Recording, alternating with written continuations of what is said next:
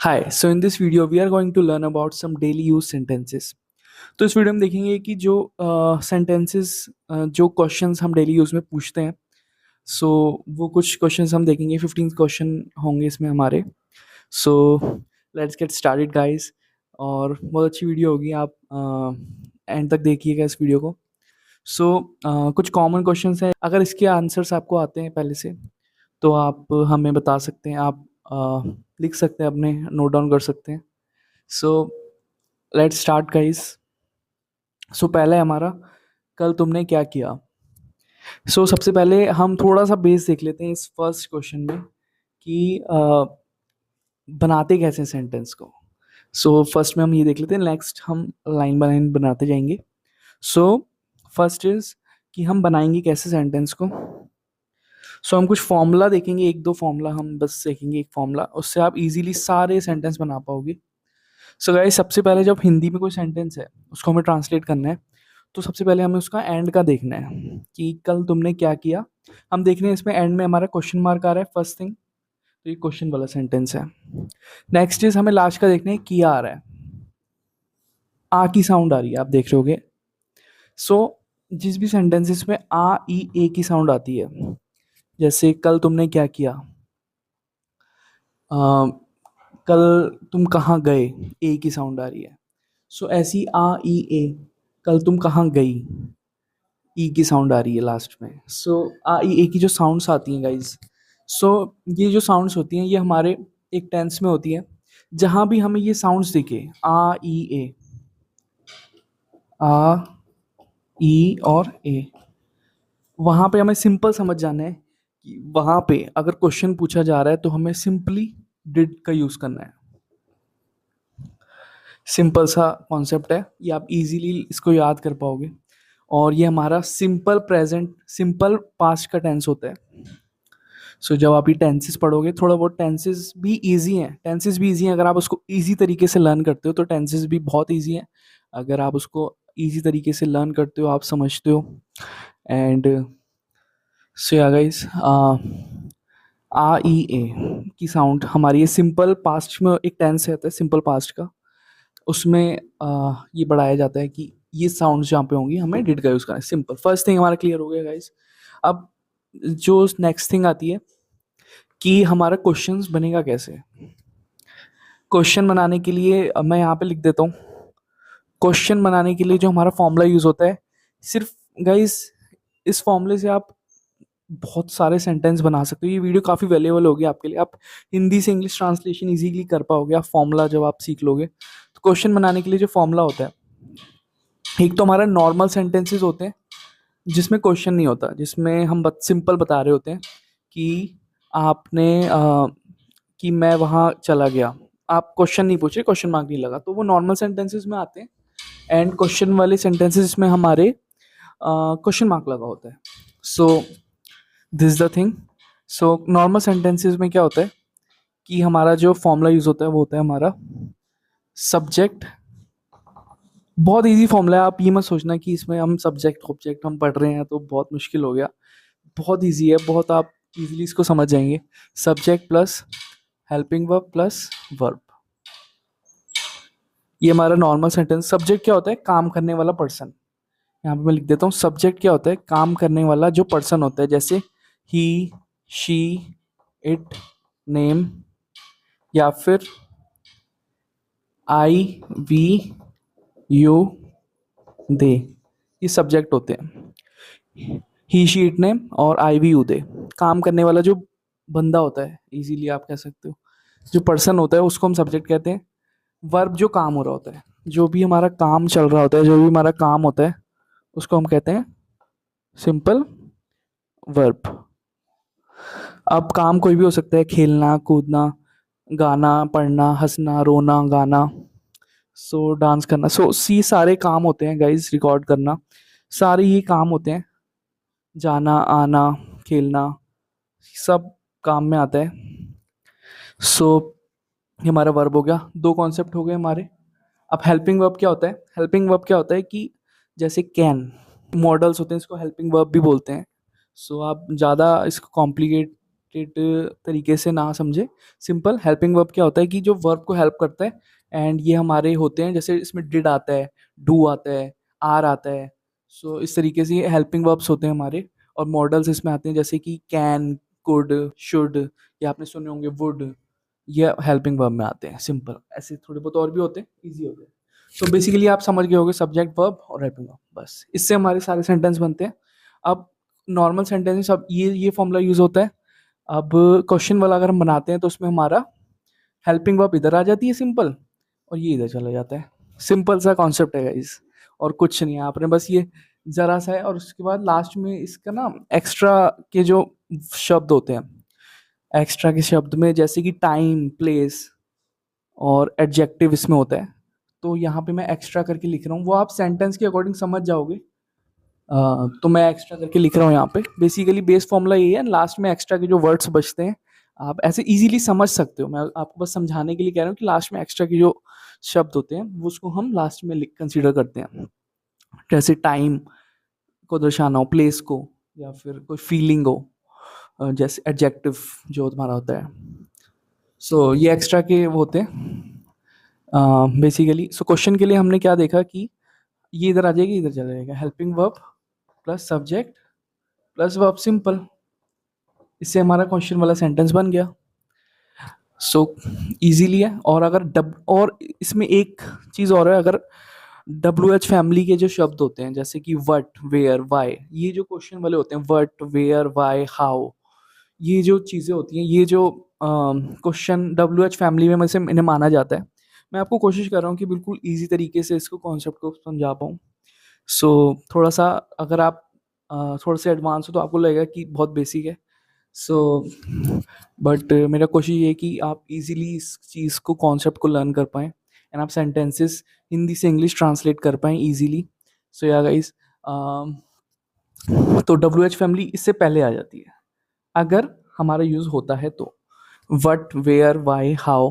Where का मतलब होता है कहाँ, वट का मतलब होता है क्या, और हाउ का मतलब कैसे, है ना।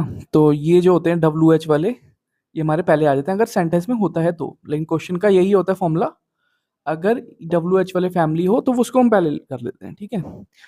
और हेल्पिंग वर्ब में डिड आ गया, डू आ गया, कैन आ गया, मस्ट आ गया, सॉरी मस्ट नहीं आएगा, कैन आ गया, वुड आ गया। So these are the things guys, and so yeah अब देख लेते हैं। सिंपल हमें सेंटेंस बनाना है, अब इसी से सेंटेंस बनाएंगे। Helping verb plus subject plus verb, इसको आप 2-4 बार रिपीट करोगे, आपको याद हो जाएगा। सो अब हमें इस लास्ट का सेंटेंस देख के पता चल गया, डिड आएगा सिंपल। एंड अब इसमें पूछा गया कल तुमने क्या किया। अब इसको सेंटेंस को बनाने के लिए सिंपल, कल तुमने क्या किया। अब सबसे पहले देख रहे हैं कि हम इसमें पूछ रहे हैं कि क्या किया। क्या को क्या कहते हैं, वट। वट कहते हैं, तो वट वाला शब्द आ रहा है, तो हमने फॉर्मूले में देखा था कि WH वाले फैमिली पहले आती है। तो हमारा हम देख रहे हैं कि क्या पूछा हुआ है। अगर इसमें होता कि क्या तुमने किया, क्या तुमने काम किया, अगर हम ऐसे पूछ रहे हैं क्या तुमने काम किया, तो क्या हमारा पहले आ रहा है। हम पूछ रहे हैं कि क्या तुमने काम किया, तो उसमें हमारा वट नहीं आ रहा है। वो पूछ नहीं रहा कि तुमने क्या काम किया, वट नहीं आ रहा, तो वो सिंपल उसमें हमारा वट नहीं आएगा। लेकिन वो पूछ रहे हैं कि कल तुमने क्या किया, क्या किया। सो वट, वो क्वेश्चन कर रहा है कि क्या किया, वट का पूछ रहा है कि वट वट यूज हो रहा है। आप समझ रहे होगे। दो तरीके से सेंटेंस होते हैं कि एक तो मैं पूछ रहा हूँ कि क्या तुमने ये काम किया, क्या तुमने गाना गाया, क्या तुमने गाना गाया, मैं पूछ रहा हूँ। अब इसमें वट नहीं आएगा, कि मैं ये नहीं पूछ रहा कि तुमने क्या किया, मैं गाने का डिस्क्राइब कर रहा हूँ, तो क्या तुमने गाना गाया, तो उसमें वट नहीं आएगा क्योंकि क्या पहले। सो इस तरीके से। एंड हम पूछ, क्योंकि हम पूछ नहीं रहे कि तुमने क्या किया, हम बेसिकली बस पूछ रहे हैं कि तुमने वो करा या नहीं करा, क्या तुमने गाना गाया। सो वहाँ पे हमारा वर्ड का यूज़ नहीं हो रहा। बट अगर हम पूछ रहे हैं कि भाई तुमने क्या किया, तुम कहाँ गए, तुम किसके साथ थे, किसके साथ गए घूमने, या फिर कुछ भी, मतलब कहाँ गए, तुमने क्या किया। तो कहाँ के लिए हम वेयर का यूज़ करते हैं। क्या आ रहा है तो इसका मतलब हम क्या वो पूछ रहे हैं, वट का यूज़ हो गया। तुम कैसे हो, कैसे हो तो हाउ आ गया। तो ये WH फैमिली में होते हैं, व्हाट, हाउ, व्हेन, वेयर। तुम कहाँ गए, वेयर। तुम कब गए, व्हेन। सो ये व्हाट, व्हेन, वेयर, हाउ, ये सब WH में आते हैं। अगर ये आपको दिख रहा है यूज, तो ये सबसे पहले आएगा क्वेश्चन में। सो अब हमें साफ दिख रहा है कि वो पूछ रहा है कि भाई तुमने क्या किया, व्हाट का यूज आ रहा है, तो व्हाट का यूज आ रहा है, तो सबसे पहले हमने व्हाट उतार दिया फॉर्मूला के अकॉर्डिंग, व्हाट। नेक्स्ट इज, अब हमने देखा कि हेल्पिंग वर्ब आती है। हेल्पिंग वर्ब में आप देखते हैं कि अब मैंने आपको बताया कि डू आता है, डिड आता है, कैन आता है, वुड आता है, शुड आता है। सो ये हेल्पिंग वर्ब्स में होते हैं, थोड़े बहुत होते हैं इसमें। सो हेल्पिंग वर्ब्स होती है। अब इसमें हमने देखा कि हेल्पिंग वर्ब कौन सी यूज होगी। अब द क्वेश्चन ये है, हमें फॉर्मूला तो पता चल गया कि ये हेल्पिंग वर्ब आएगी, लेकिन अब हमें ये बताना है कि कौन सी हेल्पिंग वर्ब आएगी। सो कौन सी आएगी, डिड आएगी। क्यों आएगी, क्योंकि हमने सबसे पहले ही ये देखा कि लास्ट में क्या है, आई है, तो डिड आएगा। इसकी साउंड है तो डिड आएगा। सिंपल हमारा हेल्पिंग वर्ब आ गया वर्ड, डिड। उसके बाद फॉर्मूले के अकॉर्डिंग सब्जेक्ट, सब्जेक्ट क्या है, तुमने, तुमने कह रहे हैं तो तुमने के लिए हम, तुम के लिए हम, तू के लिए। इंग्लिश में क्या होता है कि आपको भी हम तू, जैसे हिंदी में हमारा होता है कि तू होता है और आप होता है, अलग अलग रिस्पेक्ट के हिसाब से होता है। हिंदी इंग्लिश में क्या होता है कि गाइज एक ही होता है, यू। सो ये एक अलग अलग लैंग्वेज की हम कह सकते हैं कि एक ब्यूटी है। सो हिंदी में हम कहते हैं कि तू, तू भी कह देते हैं, तुम भी कह देते हैं और आप भी कह देते हैं। लोग तीन तीन तरीके से हम डिस्क्राइब कर लेते हैं किसी को भी। और तू, तुम और आप कह सकते हैं कि, और उसके बाद इंग्लिश में हमारे पास सिर्फ एक ही शब्द होता है, यू। तो इजीली इजी है इंग्लिश, हिंदी से भी ज़्यादा इजी है समझने के लिए। सो तुम है, तो उसमें हमें, अगर यहाँ पे आप होता तब भी हम यू लगाते। तू होता, कल तूने क्या किया, तो उसके लिए भी हम यू लगाते। तो गाइस इंग्लिश में एक ही शब्द है, तो इंग्लिश देखा जाए तो इजी है लर्न करना बहुत। सो व्हाट डिड यू, तुमने के लिए यू आ गया हमारा, यू। अब वो पूछ रहे हैं कि तुमने क्या किया। अब किया मतलब जो भी हमने, तुमने क्या किया, तो करने को क्या कहते हैं, किया को करने को क्या कहते हैं, do. What did you do. अब ये क्यों आया, अच्छा हाँ, ये भी देख लेते हैं। हमने सबसे पहले WH लगाया, उसके बाद हेल्पिंग वर्ब, उसके बाद सब्जेक्ट हमारा यू आ गया, उसके बाद हमारा वर्ब, काम, उसके बाद वर्ब आता है काम, जो भी काम हो रहा होता है। अब वो पूछ रहा है कि क्या काम किया, किया, काम में आ गया वर्ब कि कुछ किया है उसने काम के लिए, तो काम किया को कहते हैं डू। सो ये हमारा वर्क हो गया, वर्ब हो गया, कह सकते हैं काम हो गया एक तरीके से, कि वो पूछा जा रहा है कि क्या किया। सो वर्क के बारे में, सो डू। यस, अब उसके बाद आ गया हमारा लास्ट में, मैंने आपको बताया कि एक्स्ट्रा कीवर्ड्स आते हैं इसमें। हमारा टाइम होता है, प्लेस होता है, फीलिंग होती है, हम बताते हैं। तो अब ये आ गया, कल के लिए आ गया, तो यहाँ पे हमारा यस्टरडे, बीते हुए कल के लिए yesterday, simple question mark. So guys ये बहुत वैल्यूएबल वीडियो है, एंड मैंने भी जब ये कॉन्सेप्ट सीखे थे तो मुझे इजीली लर्न करने में फास्ट मैं समझ पाया था कॉन्सेप्ट्स को। सो अब नेक्स्ट क्वेश्चन, अब जल्दी जल्दी कॉन्सेप्ट देखते हैं, क्योंकि हमने कॉन्सेप्ट बेस क्लियर कर लिया। एंड अब हम जल्दी जल्दी क्वेश्चन देखते हैं, जल्दी जल्दी इनको ट्रांसलेट करते हैं। सो इस वीडियो में हम 5 ही सेंटेंस देखेंगे, एंड नेक्स्ट वीडियो में हम 5 देखेंगे, फिर नेक्स्ट वीडियो में 5 देखेंगे, या फिर नेक्स्ट वीडियो में हम 10 कर लेंगे। सो 15 कंप्लीट करेंगे, इस वीडियो में 5 ही देखेंगे, क्योंकि इसमें हमने कॉन्सेप्ट क्लियर किया है, तो वीडियो थोड़ी लंबी हो चुकी है। एंड सो या गाइस, सो तुम अक्सर हफ्ते के तुम्हें कहाँ जाते हो, या फिर इसको मैंने हिंदी में थोड़ा सा ऐसे भी लिख सकते हैं, तुम अक्सर हफ्ते के अंत में कहाँ जाते हो, या फिर तुम हफ्ते के अंत में अक्सर कहाँ जाते हो। तो सबसे पहले ये हमने देखा। सो ये गाइस, ये आ गया हमारा क्वेश्चन। सबसे पहले हमने जैसे इसमें देखा था, लास्ट में क्या था वो देखना है हमें। तो इसमें हम देख रहे हैं कि जाते हो, ये हमारा सिंपल प्रेजेंट का टेंस आता है, जहाँ पे हम यूज करते हैं ता है, ती है, ते है। तुम कहाँ जाते हो, तुम कहाँ जाती हो होता, तो भी यही आता। हाँ, तुम कहाँ जाते हो, जाती हो, जाते हो। सो ते हो, ता है, ती है, ते है, ये जो हमारे सेंटेंस होते हैं हमारे सिंपल प्रेजेंट के टेंस में होते हैं। अब इसको आप ज़्यादा ना समझ के आप सिंपल ही समझ सकते हो कि जहाँ पे ये आता है ता है ती है ते है, तो वहाँ पे हम डू का यूज़ करते हैं। इसमें हम डू डिड का कर रहे थे, इसमें हम डू और डस का यूज़ करते हैं, डू और डस का। और डू का यूज़ होता है हमारा आई वी यू दे के साथ, जो हमारे सब्जेक्ट होते हैं आई वी यू दे, डू इनके साथ लगता है सिंपल, और डज लगता है हमारा इनके साथ, ही शीट नेम यहाँ पे होता है। सो सबसे पहले अब हम ट्रांसलेट करेंगे सिंपल से इसको। तुम अक्सर हफ्ते के अंत में कहाँ जाते हो? सबसे पहले फॉर्मूला देखेंगे, डब्ल्यू एच फैमिली कहाँ के लिए यूज हो रहा है, तो वेयर आ जाएगा सबसे पहले, वेयर। उसके बाद हेल्पिंग वर्ब, हेल्पिंग हमने देख लिया, डू आएगा, वेयर डू। उसके बाद सब्जेक्ट किसके लिए कह रहे हैं, तुम के लिए कह रहे हैं, तो यू, वेयर डू यू। उसके बाद क्या कह रहे हैं, हमारा वर्ब, काम, काम, ये हमारा काम हो गया। काम क्या हो रहा है हमारा, जाना, जाते हो, ये हमारा काम हो रहा है ना, तो जाने को कहते हैं गो।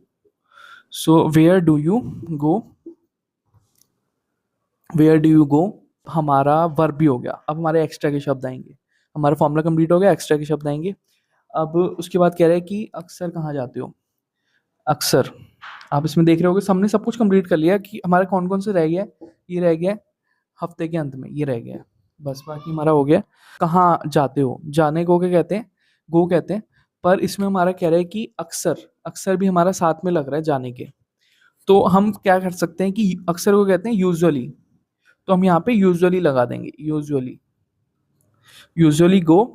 हफ्ते के अंत को कहते हैं weekend, so on weekends, on weekend, where do you usually go on weekend. हमारा लास्ट में क्वेश्चन मार्क, क्वेश्चन मार्क जरूर आएगा। सो बेसिकली बहुत इजी था, इसमें भी हमने वर्ब लगाया है, लेकिन हाँ इसमें आपने एक चीज़ ये देखी होगी कि हमने यहाँ पे यूजुअली लगा दिया, वर्ब से पहले एक्स्ट्रा वर्ड लगा दिया, बट ये वो चीज़ है जो हमारी वर्ब को डिफाइन कर रहा है, ये हमारा इसको जाने को डिफाइन कर रहा है, जाते हो, तो वो पूछ रहा है अक्सर, वेयर डू यू यूजुअली गो, हमने इसको ऐसे कर दिया। सो या गाइस, नेक्स्ट देख लेते हैं, क्या तुम कभी दूसरे देश गए हो। अब इसको हम ऐसे लिख देते हैं, इसको हम जल्दी जल्दी ट्रांसलेट करते हैं। Have you ever travelled to another, have you ever travelled to another country, इसको ऐसे कहते हैं। एंड तुम अंग्रेजी क्यों पढ़ रहे हो, why are you learning English, why are you learning English. Next हो गया हमारा, तुम अपने इस नौकरी में कितना समय काम किया, तुमने, तुमने लिख सकते हैं, तुमने थोड़ा सा हिंदी में, तुमने अपने इस नौकरी में कितना समय काम किया। सो कितना समय को कहते हैं how long, how long have you work at your current job, how long, आगे लिख सकते हैं आप, how long have you worked on your current job, question mark. So how long have you worked on your current job. How long का मतलब होता है अगर आपको कभी दिखे कि कितना समय की बात कर रहे हैं, कितना समय को कहते हैं हाउ लॉन्ग, कितना समय को कहते हैं हाउ लॉन्ग, कितना समय को कहते हैं हाउ लॉन्ग। कितना समय का कभी भी कोई क्वेश्चन आए तो वो हमेशा हाउ लॉन्ग से शुरू होगा। How long have you worked on your current job, how long have you work on your current job. So guys this it for the video, मैं मिलता हूँ आपसे नेक्स्ट वैल्यू वाली वीडियो में। और वीडियो अच्छी लगी हो तो लाइक कीजिएगा एंड कमेंट में बताइएगा कि आपको वीडियो कैसी लगी। सो मिलते हैं नेक्स्ट अच्छे कॉन्सेप्ट के साथ, इजी कॉन्सेप्ट के साथ, जिससे आप इजीली लर्न कर पाएँ। So that's it for today guys, I will see you in the next video के, बाय।